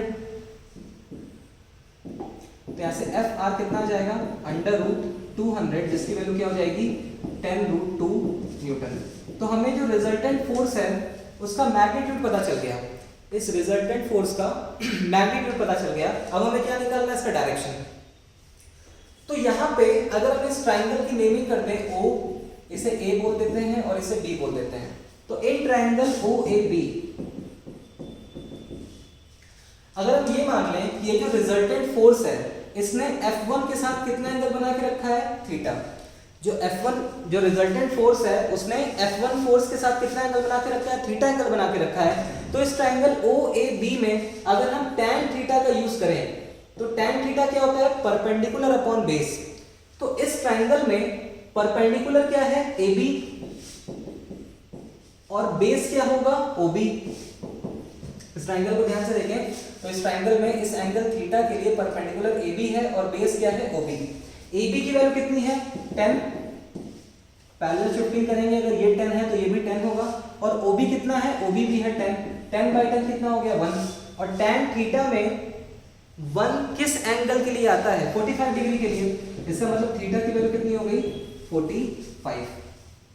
तो रिजल्टेंट फोर्स का हमको डायरेक्शन भी पता चल गया और रिजल्टेंट फोर्स का हमको मैग्नीट्यूड पता चल गया और रिजल्टेंट फोर्स का डायरेक्शन भी पता चल गया। डायरेक्शन कैसे रिप्रेजेंट कर सकते हैं कि F R makes 45 degree with F1 vector, कि जो हमारा रिजल्टेंट फोर्स है वो F1 वेक्टर के साथ कितना एंगल बना रहा है 45 डिग्री का एंगल बना रहा है। तो ये जो है इस रिजल्टेंट फोर्स को डायरेक्शन दे रहा है और ये जो वैल्यू आई है 10 रूट 2 न्यूटन, ये इस रिजल्टेंट फोर्स को क्या दे रही है, मैग्नीट्यूड। तो हमने देखा कि ट्रायंगल लॉ और पैरेललोग्राम लॉ का यूज करके कैसे हम दो वेक्टर्स को ऐड कर सकते हैं। इसके बाद एक और क्वेश्चन है, two forces F1 and F2 are acting on a body. The force F1 acts in horizontal direction while F2 acts at angle theta relative to F1. Derive the expression for magnitude and direction of the resultant force acting on the body. ये कह रहा है कि एक force है F1 जो कि किसी बॉडी पे लग रहा है और दूसरा फोर्स है F2 जो कि F1 के साथ कितने एंगल पे लग रहा है, थीटा एंगल पे। तो तुम्हें बताना है कि इन दोनों फोर्सेस का रिजल्टेंट कितना आएगा। F1 और F2, F1 हॉरिजॉन्टल डायरेक्शन में लग रहा है और F2 जो है वो थीटा एंगल पे लग रहा है, किसके साथ, F1 के साथ थीटा एंगल पे लग रहा है। तो तुम्हें बताना है कि F1 और F2 का जो रिजल्टेंट वेक्टर आएगा उसका एक्सप्रेशन क्या होगा।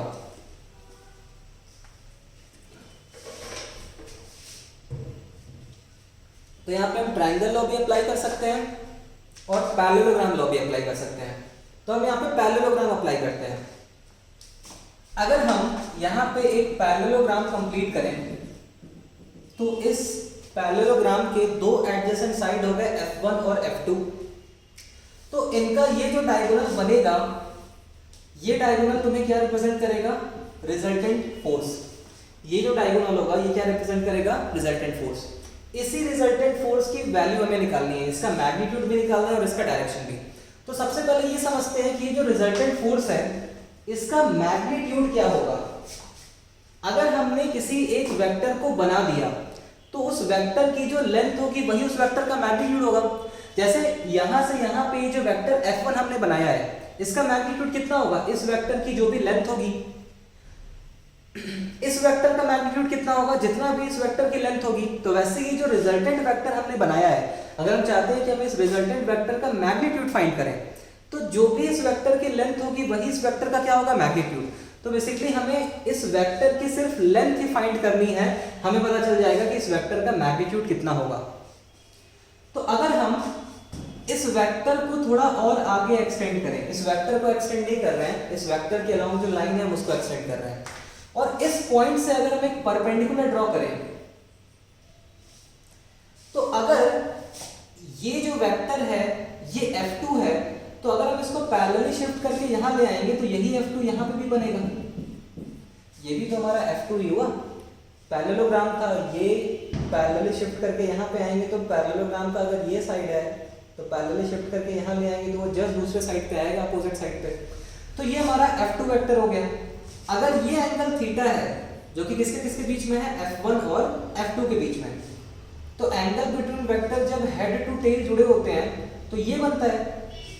अगर दो वेक्टर टेल टू टेल जुड़े हैं तो उनके बीच का एंगल ये होता है, लेकिन वही वेक्टर अगर हेड टू टेल जुड़ जाए तो उनके बीच में जो एंगल होता है वो इधर बन जाता है। तो अगर ये एंगल थीटा जो है वो F1 और F2 के बीच में है और अगर F2 को पैरेलली शिफ्ट करके हम यहाँ पे ले आए तो यही एंगल थीटा कहाँ बनेगा, यहाँ पे बनेगा।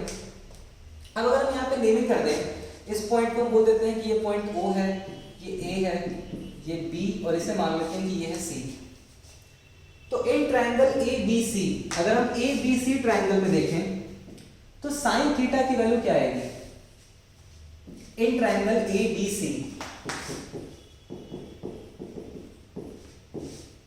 Sign theta is equals to perpendicular upon hypotenuse.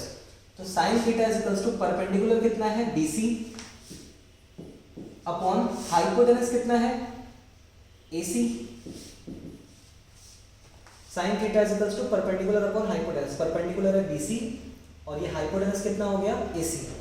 AC जो है क्या इस वेक्टर के लेंथ को रिप्रेजेंट कर रहा है, इस ये जो साइड है AC वो ये जो वेक्टर यहाँ पे हमने F2 बनाया है उसके लेंथ को रिप्रेजेंट कर रहा है, और वेक्टर का जो लेंथ होता है वही क्या होता है, उसका मैग्नीट्यूड। तो अगर हम ये मान लें कि F2 का जो मैग्नीट्यूड होगा वो कितना होगा, F2 वेक्टर का जो मैग्नीट्यूड होगा उसको किससे रिप्रेजेंट करेंगे, F2 से रिप्रेजेंट करेंगे। तो यहाँ से हमको BC की वैल्यू पता चल जाएगी, F2 sin थीटा। और ऐसे ही इसी ट्रायंगल में अगर हम cos थीटा लगाएं तो cos थीटा क्या होता है, बेस अपॉन हाइपोटेनस। तो बेस क्या हो जाएगा AB डिवाइडेड बाय हाइपोटेनस क्या है AC। तो फिर से AC को हम क्या लिख सकते हैं, AC जो है यहां से यहां तक की लेंथ है और यहां से यहां तक की लेंथ क्या होगा, ये जो वेक्टर बना हुआ उसका मैग्नीट्यूड। तो F2 वेक्टर के मैग्नीट्यूड को हमने क्या माना है, F2 माना है, कुछ तो आएगा उसका मैग्नीट्यूड। F2 वेक्टर का मैग्नीट्यूड हो सकता है 5 न्यूटन आए, 10 न्यूटन आए, 15 न्यूटन आए, हर क्वेश्चन में अलग अलग देगा। तो हम मान लेते हैं कि F2 का मैग्नीट्यूड कितना है, F2। तो यहां से AB की वैल्यू कितनी आ जाएगी, AB is equals to F2 cos theta. तो हमें BC की वैल्यू भी पता चल गई, हमें AB की वैल्यू भी पता चल गई। अब अगर हम इस ट्रायंगल में देखें, जो बड़ा वाला ट्रायंगल बन रहा है OCB, ये जो बड़ा वाला ट्रायंगल बन रहा है, अगर हम इस ट्रायंगल को अलग से बनाएं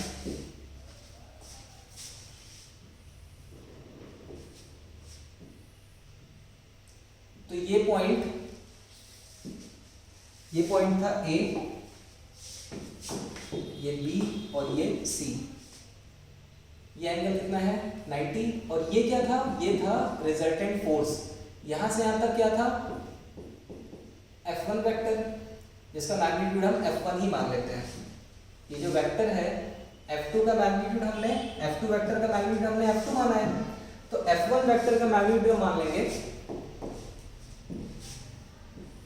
F1 वेक्टर का मैग्नीट्यूड मान लेंगे कितना है F1, है ना। F1 जो है वो है magnitude of F1 vector, F2 जो है वो है मैग्नीट्यूड ऑफ F2 वेक्टर। तो इस ट्रायंगल में अगर हम देखें, इन ट्रायंगल OBC ट्रायंगल में क्योंकि यहाँ पे 90 डिग्री बन रहा है, तो हाइपोटेनस का square is equals to perpendicular का स्क्वायर प्लस बेस का स्क्वायर। हाइपोटेनस कितना है OC का square is equals to perpendicular का स्क्वायर, परपेंडिकुलर जो है वो BC है, BC का स्क्वायर प्लस बेस का स्क्वायर, बेस कितना है OB का स्क्वायर। अब यहाँ जो बेस है OB, उसे हम लिख सकते हैं OA plus AB।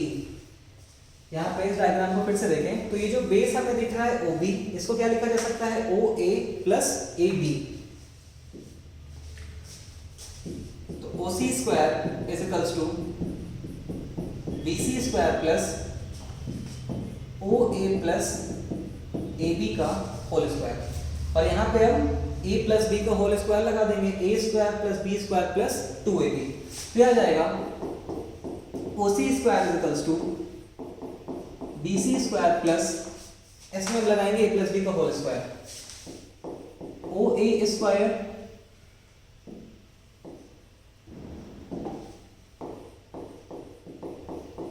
Plus AB square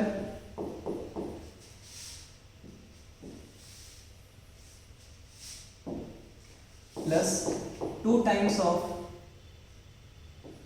OA into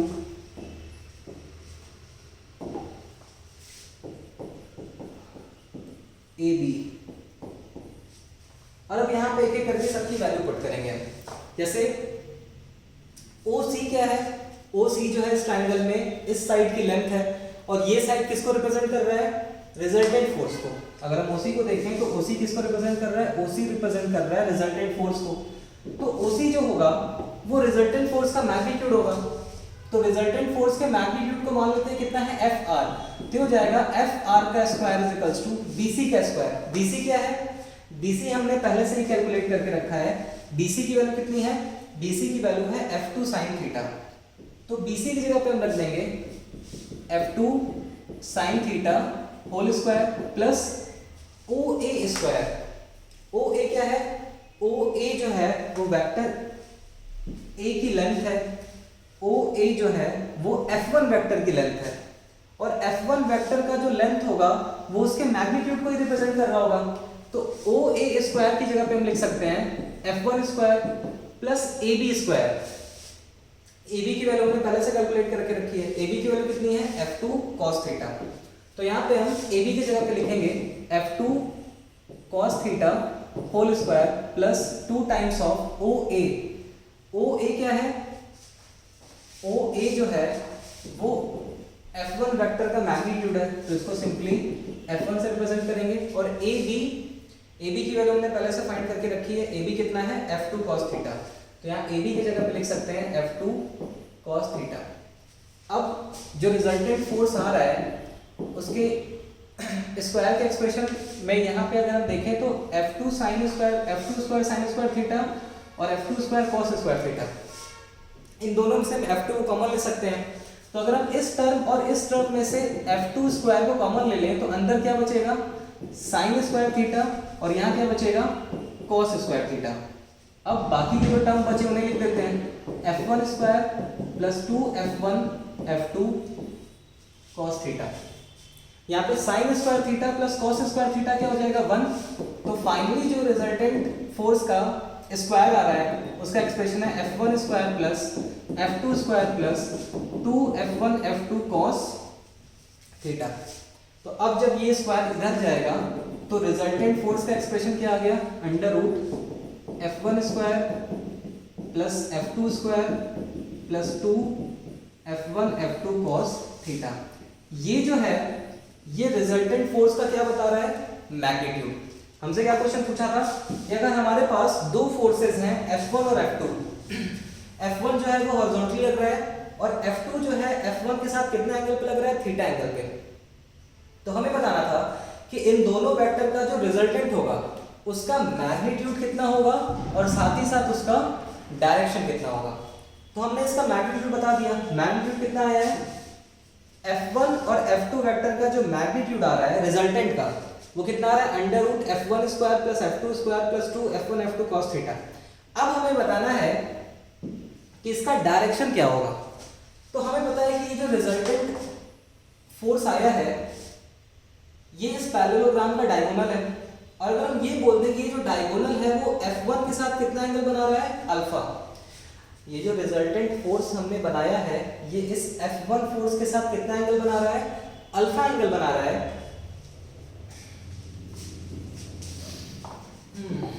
थोड़ी स्पेस की कमी आ गई, यहीं पे लिख देते हैं। तो इस ट्रायंगल में अगर हम ध्यान से देखें तो ये जो वेक्टर है जो कि F1 के साथ अल्फा एंगल बना रहा है वही रिजल्टेंट वेक्टर है। तो इस अल्फा की वैल्यू को क्या हम इस तरीके से बता सकते हैं कि इस बड़े वाले ट्रायंगल में अगर हम tan अल्फा लगाएं तो tan अल्फा की वैल्यू क्या होगी, tan अल्फा की वैल्यू होती है परपेंडिकुलर अपॉन बेस। तो इस ट्रायंगल में परपेंडिकुलर क्या है BC, और BC की वैल्यू कितनी आई है F2 sin थीटा। तो tan अल्फा की वैल्यू हो गई परपेंडिकुलर, जो कि क्या है F2 sin थीटा। यहाँ पे थीटा की वैल्यू हमें पता है, इस क्वेश्चन में गिवन है कि F2 जो है वो F1 के साथ कितने एंगल पे है थीटा, तो थीटा की वैल्यू हमें गिवन है। F2 क्या है, दूसरे वाले फोर्स का मैग्नीट्यूड, ठीक है। तो अगर इस बड़े वाले ट्रायंगल में हम tan थीटा लगाएं तो tan थीटा क्या होगा परपेंडिकुलर अपॉन बेस। परपेंडिकुलर क्या है BC और उसकी वैल्यू क्या है F2 sin थीटा। बेस को क्या लिख सकते हैं OA प्लस AB। OA क्या है पहले वाले फोर्स का मैग्नीट्यूड, जिसको हम सिंपली क्या लिख सकते हैं F1, प्लस AB क्या होगा, AB की वैल्यू हम पहले से निकाल चुके हैं F2 cos थीटा। तो यहाँ पे अगर हम इस एक्सप्रेशन को ध्यान से देखें तो हमें F1 भी गिवन है, F2 भी गिवन है, और क्योंकि थीटा भी गिवन है तो यहाँ से हम अल्फा जो है वो बता पाए गिवन क्वांटिटीज के टर्म्स में। तो हमसे क्वेश्चन ये पूछा था कि इस रिजल्टेंट फोर्स का मैग्नीट्यूड कितना होगा। मैग्नीट्यूड कितना निकाला हमने, √F1² + F2² + 2F1 F2 cos theta. और दूसरा हमसे क्या पूछा था, ये जो रिजल्टेंट फोर्स है इसका डायरेक्शन क्या होगा। तो डायरेक्शन देने के लिए हम किसी भी वेक्टर के साथ इसका एंगल बता सकते हैं। अभी हमने जो इस रिजल्टेंट फोर्स का एंगल बताया है अल्फा, वो किसके साथ बताया है F1 के साथ। हम चाहते तो ये भी कह सकते थे कि इस रिजल्टेंट फोर्स ने F2 के साथ कितना एंगल बना के रखा है बीटा, और फिर इसका एंगल हम बीटा के टर्म से बताते हैं। बट इस क्वेश्चन में हमने इस रिजल्टेंट फोर्स का जो डायरेक्शन दिया है वो किसके रिस्पेक्ट में दिया है, F1 के रिस्पेक्ट में। और कितना है कि अगर F1 के साथ इस रिजल्टेंट फोर्स का एंगल कितना बन रहा है अल्फा, तो tan अल्फा की वैल्यू ये आ रही है। अब इसके बाद है polygon law of addition. Polygon law of addition क्या होता है, सेम वही जनरल रूल फिर से फॉलो करेंगे कि अगर कई सारे वेक्टर्स हैं जो किसी एक पार्टिकल पे लग रहे हैं, कई सारे वेक्टर्स, मल्टीपल वेक्टर। अभी जो हमने ट्रायंगल लॉ और पैरेललोग्राम लॉ देखा वो सिर्फ दो वेक्टर के लिए वैलिड था। ट्रायंगल लॉ और पैरेललोग्राम लॉ में वेक्टर का एडिशन सिर्फ दो वेक्टर के लिए हो सकता है, लेकिन पॉलीगन लॉ में कई सारे वेक्टर्स हों, और वो कई सारे वेक्टर कैसे जुड़े हों, सेम ऑर्डर में।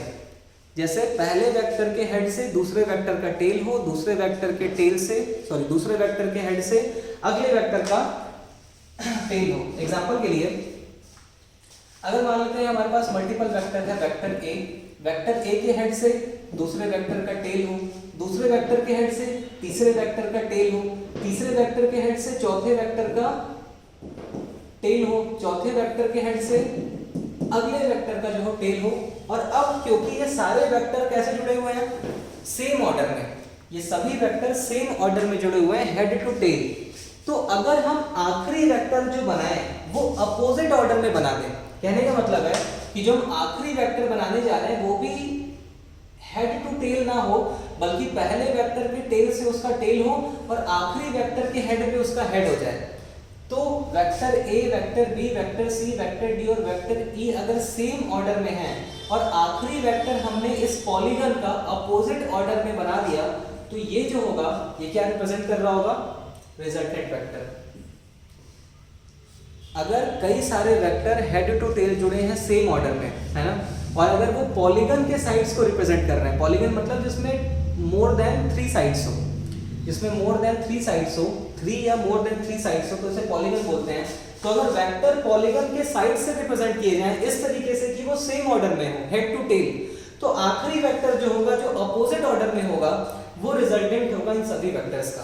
तो यहाँ पे हम लिख सकते हैं कि जो रिजल्टेंट वेक्टर है वो vector A plus vector B plus vector C plus vector D plus vector E के इक्वल होगा, और उसका ग्राफिकल रिप्रेजेंटेशन कुछ ऐसा होगा। अब यही चीज जो है यहाँ डेफिनेशन में लिखी हुई है कि polygon law of addition states that if any number of vectors acting on a particle at same time are represented in magnitude and direction by various sides of polygon taken in same order, then their resultant is represented in magnitude and direction by the closing side of polygon taken in opposite order।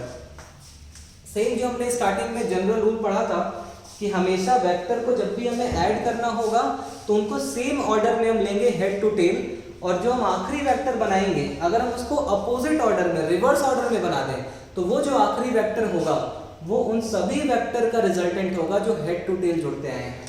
अब इस पे भी कुछ questions करके देख लेते हैं। जैसे यहाँ पे क्वेश्चन है कि a man travels from A to D along the path A B C D. एक आदमी जो है वो ए से डी तक गया है, किस पाथ से? ए बी सी डी से। हमसे पूछ रहा है find the displacement of the man when he travels from A to C. हमसे कह रहा है कि जब वो ए टू सी ट्रेवल किया हो, जैसे पहले कहां से कहां गया? ए से बी गया,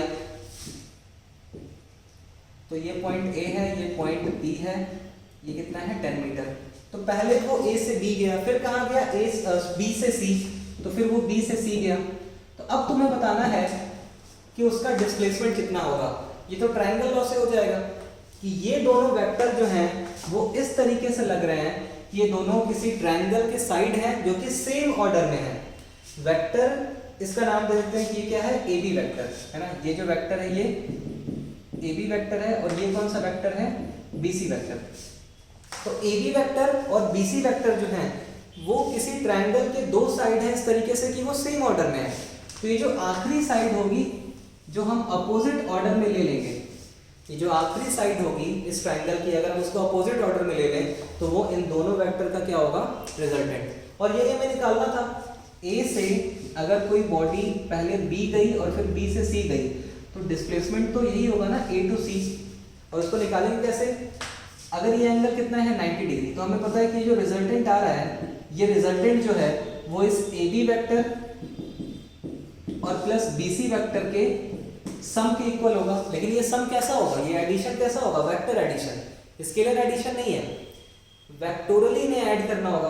तो हमें पता है कि अगर हमें यहाँ से यहाँ तक इस वेक्टर का मैग्नीट्यूड बताना है तो इस वेक्टर का मैग्नीट्यूड क्या होगा? इस वेक्टर की लेंथ। और इस वेक्टर की लेंथ हम कैसे निकाल सकते हैं? इस ट्रायंगल में पाइथागोरस थ्योरम का यूज करके। पाइथागोरस थ्योरम क्या होगा? AC square is equals to hypotenuse का square is equals to perpendicular का square AB square plus base का स्क्वायर BC स्क्वायर। AC जो है यहाँ से यहाँ तक की जो लेंथ है वो रिजल्टेंट वेक्टर का मैग्नीट्यूड होगी। तो यहाँ AC स्क्वायर की जगह पर लिख सकते हैं R स्क्वायर। AC क्या है? यहाँ से यहाँ तक की लेंथ, और यहाँ से यहाँ तक की लेंथ क्या रिप्रेजेंट कर रहा है? इस रिजल्टेंट वेक्टर का मैग्नीट्यूड। तो यहाँ AC स्क्वायर की जगह R स्क्वायर लिख दिए। AB की वैल्यू कितनी है? 10, 10 का स्क्वायर 100 प्लस BC की वैल्यू भी 10 है, 10 का स्क्वायर 100। तो R is equals to under root 200, R is equals to हो जाएगा 10 रूट 2 मीटर। तो हमने इसका डिस्प्लेसमेंट बता दिया। डिस्प्लेसमेंट का मैग्नीट्यूड कितना होगा? 10 रूट 2 मीटर। अब हमें क्या बताना है? अगर हम इसका डायरेक्शन बताना चाहें तो डायरेक्शन कैसे बताएंगे? तो क्योंकि ये 10 मीटर है, ये भी 10 मीटर है, ये 90 डिग्री है, तो अपोजिट साइड के अपोजिट जो एंगल होते हैं वो भी इक्वल होते हैं। इक्वल साइड्स के अपोजिट जो एंगल होते हैं वो भी क्या होते हैं? इक्वल। तो अगर ये 10 है, ये 10 है, तो ये एंगल अगर x है तो ये एंगल भी क्या होगा? x। और ये एंगल अगर 90 डिग्री है तो x की वैल्यू कितनी आ गई? 45। मतलब ये जो एंगल बन रहा है इस डिस्प्लेसमेंट का किस वेक्टर के साथ? ए बी वेक्टर के साथ, वो कितना बन रहा है? 45 डिग्री। या हम ये भी कह सकते हैं कि ये जो डिस्प्लेसमेंट है, रिजल्टेंट है, ये जो डिस्प्लेसमेंट है उसका हॉरिजॉन्टल के साथ कितना एंगल बन रहा होगा? तो क्योंकि ये पूरा एंगल कितना है? 90, जिसमें से ये एंगल कितना हो गया? 45, तो बचा हुआ एंगल भी क्या होगा? 45।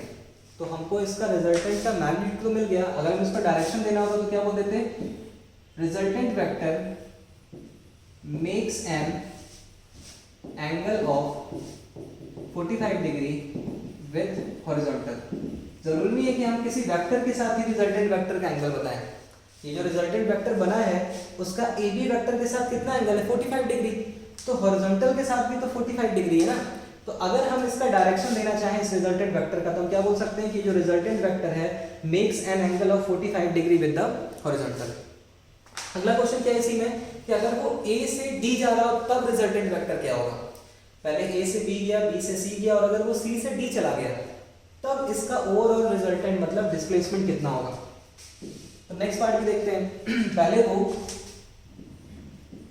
A से B गया, फिर वो B से C गया, और फिर वो C से D पॉइंट पे आया।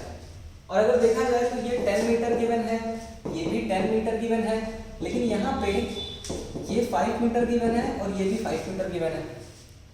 तो अगर ये पूरा का पूरा 10 मीटर था जिसमें यहाँ से यहाँ तक कितना है 5 मीटर, तो बची हुई ये लेंथ कितनी होगी 5 मीटर। अगर ये पूरा 10 मीटर था जिसमें यहाँ से यहाँ तक 5 मीटर है तो बची हुई लेंथ कितनी होगी 5 मीटर होगी। अच्छा यहाँ से यहाँ तक ये लेंथ 10 मीटर है तो ये लेंथ भी कितनी होगी 10 मीटर, और अगर ये 5 मीटर है तो ये लेंथ भी कितनी हो जाएगी 5 मीटर हो जाएगी। इसका मतलब कि अगर हम को डिस्प्लेसमेंट वेक्टर निकालना है, ये मान लेते हैं कि हमारा डिस्प्लेसमेंट वेक्टर है, तो अगर हम इस ट्रायंगल को ध्यान से देखें है ना, ये पॉइंट हमारा डी है, इस पॉइंट को मान लेते हैं कि ये पॉइंट है ई। तो in triangle A D E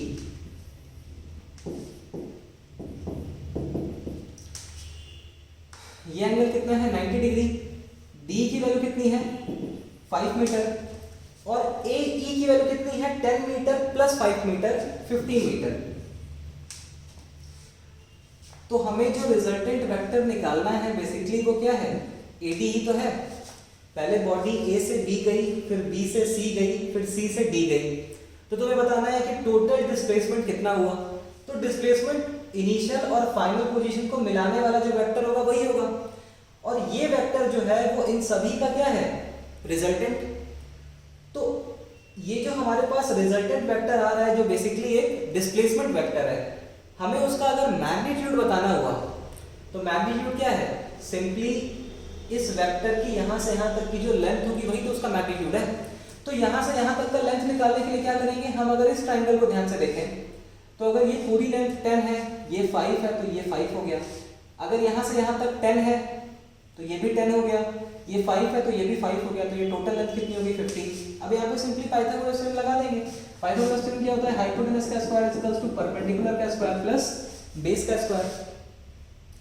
hypotenuse क्या है r, इसका मैग्नीट्यूड हमको फाइंड करना है। परपेंडिकुलर क्या है 5, 5 का स्क्वायर कितना हो जाएगा 25 प्लस बेस क्या है 15, 15 का स्क्वायर कितना हो जाएगा 295। और अगर दोनों को ऐड करेंगे तो r square is equals to कितना हो जाएगा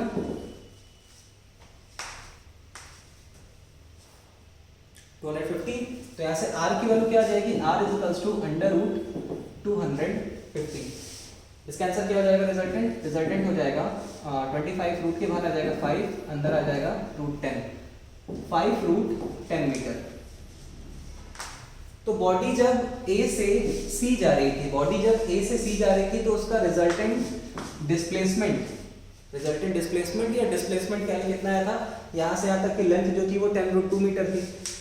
लेकिन अगर बॉडी A से B फिर D जा रही है तब तो डिस्प्लेसमेंट ये हो जाएगा, और इस डिस्प्लेसमेंट का मैग्नीट्यूड कितना आ रहा है, इस डिस्प्लेसमेंट का मैग्नीट्यूड आ रहा है 5 रूट 10 मीटर। अब अगर पूछा जाए कि इसका एंगल कितना होगा, हमने रिजल्टेंट का मैग्नीट्यूड तो बता दिया, अब हमसे पूछा जाए कि इसी रिजल्टेंट का एंगल कितना होगा डायरेक्शन, तो हम ये मान लेंगे कि इस रिजल्टेंट ने हॉरिजॉन्टल के साथ कितना एंगल बना के रखा है अल्फा, इस रिजल्टेंट ने हॉरिजॉन्टल के साथ कितना एंगल बना के रखा है अल्फा। तो इस ट्रायंगल में अगर हम tan अल्फा लगाएं तो tan अल्फा क्या हो जाएगा परपेंडिकुलर अपॉन बेस, परपेंडिकुलर क्या है 5, बेस कितना है 15, तो इसका आंसर कितना आ जाएगा 1/3। तो अगर tan अल्फा जो है वो 1/3 है, तो अगर हम यहाँ पे इनवर्स ट्रिग्नोमेट्री का कॉन्सेप्ट लगाएं और दोनों साइड tan इनवर्स का फंक्शन ले लें, हम LHS में भी tan इनवर्स का फंक्शन लेंगे और RHS में भी tan इनवर्स का फंक्शन लेंगे, तो इसे हम लिख सकते हैं tan inverse tan alpha is equals to ये हो जाएगा tan इनवर्स 1/3। अब यहाँ कुछ ऐसा होगा, हम ये नहीं कह सकते कि tan इनवर्स जो है वो tan को कैंसिल कर देगा, हम ये कह सकते हैं कि tan इनवर्स tan जो है अल्फा के साथ जो भी कर रहा था उसको रिवर्स कर देगा, कि tan जो है अल्फा पे जो भी इफेक्ट डाल रहा था tan इनवर्स उसको जस्ट रिवर्स कर देगा। मतलब ऐसा लगेगा कि यहाँ पे अल्फा के साथ कुछ हुआ ही ना हो, तो सिंपली हम लिख सकते हैं alpha is equals to tan inverse 1/3। तो अब हमें ये भी पता है कि इस रिजल्टेंट का, इस डिस्प्लेसमेंट का मैग्नीट्यूड कितना है 5 रूट 10 मीटर, और ये जो डिस्प्लेसमेंट आया है उसने हॉरिजॉन्टल के साथ कितना एंगल बना के रखा है alpha is equals to tan inverse 1/3। अगला क्वेश्चन देखते हैं। अगला क्वेश्चन है find the displacement of the particle as it move from A to D, और अगला क्वेश्चन है ए टू ई। ये एक रेगुलर हेक्सागन है, मान लेते हैं कि इस रेगुलर हेक्सागन की जो साइड है वो कितनी है 1 मीटर। तो कह रहा है कि बताओ उस पार्टिकल का डिस्प्लेसमेंट जब पार्टिकल पहले कहां से जाए ए से लेके डी तक। तो अगर हम इस रेगुलर हेक्सागन को ध्यान से देखें तो अगर हम इसके अपोजिट साइड्स को ऐसे मिला दें, ठीक है, अपोजिट वर्टेक्स को ऐसे मिला दें, तो यहाँ पे ये टोटल एंगल कितना बनता है 360 डिग्री। और ये 360 डिग्री का एंगल कितने पार्ट में डिवाइड हुआ है, अगर हम इसको x बोल दें तो ये भी x होगा, ये भी x होगा, ये सभी के सभी कितने होंगे x। और अगर ये टोटल एंगल को हम ऐड करें तो कितना आ रहा है 6x। 6x जो है वो 360 डिग्री के बराबर है, तो एक एंगल किसके बराबर हो जाएगा 60 डिग्री के। मतलब ये जो यहाँ पे एंगल बना है ये एंगल कितना है 60 डिग्री। अब अगर ये 1 मीटर है और ये साइड जो है वो इस साइड के इक्वल है, तो ये एंगल जो होगा वो इस एंगल के भी इक्वल होगा। मतलब ये एंगल कितना हो जाएगा, ये एंगल भी 60 होगा और ये एंगल भी कितना होगा 60। तो इसका ये मतलब हुआ कि ये एक इक्विलेटरल ट्रायंगल बन गया। अगर ये साइड इस साइड के इक्वल है तो ये क्या हो गया, इक्विलेटरल ट्रायंगल बन गया। मतलब इसमें सभी साइड्स आपस में इक्वल होंगी, और अगर सभी साइड्स आपस में इक्वल होंगी तो अगर ये 1 मीटर है तो ये भी 1 मीटर होगा और ये भी 1 मीटर होगा। तो 1 मीटर प्लस 1 मीटर कितना हो जाएगा 2 मीटर। तो जो पहला क्वेश्चन है जिसमें तुमसे बोल रहा है कि पहले बॉडी कहां से कहां गई, पहले बॉडी गई ए से बी, फिर कहां से कहां गई बी से सी,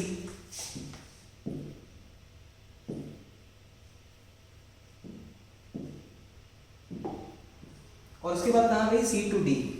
तुमसे बोल रहा है कि इनका रिजल्टेंट क्या होगा, तो इनका रिजल्टेंट तो कुछ ऐसा ही बनेगा ना, डिस्प्लेसमेंट वेक्टर। और इस डिस्प्लेसमेंट वेक्टर का मैग्नीट्यूड कितना होगा, यहाँ से यहाँ तक की लेंथ और यहाँ से यहाँ तक की लेंथ क्या है। अगर ये 1 मीटर है तो सभी 1 मीटर होंगे, और अगर ये सभी 1 मीटर हैं और सभी इक्विलेटरल ट्रायंगल है तो ये लेंथ भी 1 मीटर होगा और यहाँ से यहाँ तक का ये लेंथ भी कितना होगा 1 मीटर। तो ये जो रिजल्टेंट वेक्टर आ रहा है, इस रिजल्टेंट वेक्टर का मैग्नीट्यूड कितना हो जाएगा 2 मीटर।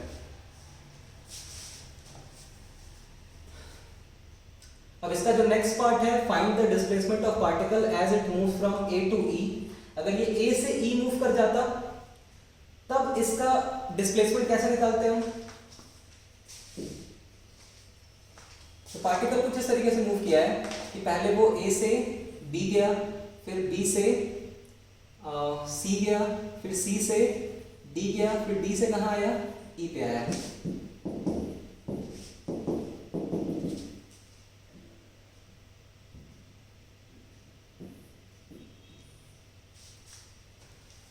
तो इसका डिस्प्लेसमेंट तो ओवरऑल कुछ ऐसा हुआ होगा। हमें पता है कि ये कितना है 1 मीटर, ये भी कितना है 1 मीटर। ये एंगल कितना होगा, ये एंगल होगा 120 डिग्री। कैसे होगा आप देख लेना, है ना, ज्योमेट्री का यूज करके। ये तो क्लास 9 वगैरह में ही पता चल जाता है कि हेक्सागन में ये सारे एंगल्स बनते हैं इंटीरियर के, वो कितने होते हैं 120 डिग्री। तो अगर ये एंगल 120 डिग्री है, ये साइड 1 मीटर, ये साइड 1 मीटर है, तो ये एंगल कितना हो गया 60 डिग्री। ये equilateral triangle sorry isosceles triangle हो गया। अगर ये साइड और ये साइड इक्वल है तो उनके अपोजिट के एंगल भी इक्वल होने चाहिए। तो अगर ये 120 है तो बचा हुआ एंगल कितना होगा 30-30।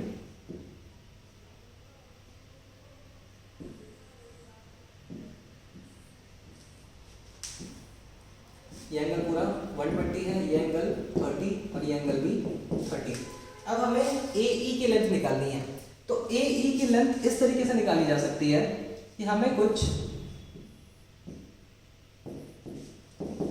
इसे मान लेते हैं कि ये F है। हमें पता है कि ये एंगल कितना है 120 डिग्री। अगर हम यहां से एक परपेंडिकुलर ड्रॉ कर दें, अगर हम F से एक परपेंडिकुलर ड्रॉ कर दें AE पे, और ये मान लें कि ये कितना है M, तो अगर ध्यान से देखें तो ये एंगल कितना है 30 डिग्री, ये एंगल भी कितना है 30 डिग्री। यहां से यहां तक की ये जो लेंथ है कितनी है 1 मीटर, और ये लेंथ भी कितनी है 1 मीटर। तो इन ट्रायंगल AMF, अगर हम AMF ट्रायंगल में देखें तो ये एंगल क्योंकि 90 है, तो अगर हम यहाँ पे cos थीटा लगाएं, अगर हम यहाँ पे cos थीटा लगाएं तो cos 30 डिग्री ये एंगल, इसको अगर मान लें कि cos 30 क्या होता है बेस अपॉन हाइपोटेनस, तो अगर ये 30 डिग्री है तो बेस क्या हो जाएगा AM अपॉन हाइपोटेनस क्या हो जाएगा AF। इसका मतलब यहाँ से हम AM की वैल्यू निकाल सकते हैं। AM की वैल्यू कितनी आ रही है, AM is equals to AF into cos 30 degree. AF की वैल्यू कितनी है, यहाँ से यहाँ तक का मैग्नीट्यूड 1 मीटर, और कॉस 30 की वैल्यू कितनी होती है, ये होती है √3/2। तो AM की वैल्यू हमें पता चल गई, AM की वैल्यू आ रही है √3/2 मीटर। ऐसे ही EM की वैल्यू भी कितनी आएगी, √3/2 ही मीटर आएगी। तो अगर हम टोटल हमें AE निकालना है, अगर हमें यहाँ से यहाँ तक की लेंथ निकालनी है, तो सिंपली यहाँ से यहाँ तक जो आया है लेंथ, हम उसका ट्वाइस कर देंगे, क्योंकि ये लेंथ और ये लेंथ बिल्कुल सेम होनी है। यहाँ पे भी cos 30 लगाएंगे तो क्या आएगा, EM अपॉन 1। तो EM की वैल्यू कितनी हो जाएगी, cos 30 हो जाएगी √3/2। तो यहाँ AE की वैल्यू कितनी आ गई, AE is equals to 2 into √3/2। इसका आंसर आ गया √3 मीटर। तो इस क्वेश्चन में पहला जो पार्ट था जिसमें बॉडी A से D जा रहा था, इस केस में डिस्प्लेसमेंट कितना आया, 2 मीटर का आया। और जो अगला पार्ट है जिसमें बॉडी A to E जा रही है, इस केस में डिस्प्लेसमेंट कितना आया, इस केस में जो डिस्प्लेसमेंट आ रहा है वो कितना आ रहा है, √3 मीटर। अब हम देखेंगे वेक्टर एडिशन की कुछ प्रॉपर्टीज। जैसे वेक्टर एडिशन जो होता है वो कम्यूटेटिव होता है। अगर हमें vector A plus vector B करना है तो इससे फर्क नहीं पड़ता कि पहले हम वेक्टर A को ले रहे हैं या वेक्टर B को ले रहे हैं, सब्ट्रैक्शन में फर्क पड़ेगा। अगर हमें वेक्टर A में से वेक्टर B को सब्ट्रैक्ट करना है तो हमें ऐसे ही लिखना पड़ेगा कि vector A minus vector B, ये इक्वल नहीं होगा vector B minus vector A के। तो सब्ट्रैक्शन के केस में ये चीज सही नहीं होती है, लेकिन एडिशन के केस में हम बोल सकते हैं कि वेक्टर एडिशन जो होता है वो क्या होता है, कम्यूटेटिव लॉ को फॉलो करता है। और साथ ही साथ वेक्टर एडिशन जो होता है वो एसोसिएटिव लॉ को भी फॉलो करता है, कि अगर पहले वेक्टर A और वेक्टर B को ऐड करके अगर हम उसको वेक्टर C में ऐड कर रहे हैं तो वो उतने के ही इक्वल आएगा अगर हम पहले वेक्टर B में वेक्टर C को ऐड करें और फिर उसमें हम वेक्टर A को ऐड करें। तो ये था हमारा graphical method of vector law of addition. Next class में हम analytical method of vector law of addition देखेंगे। Thank you.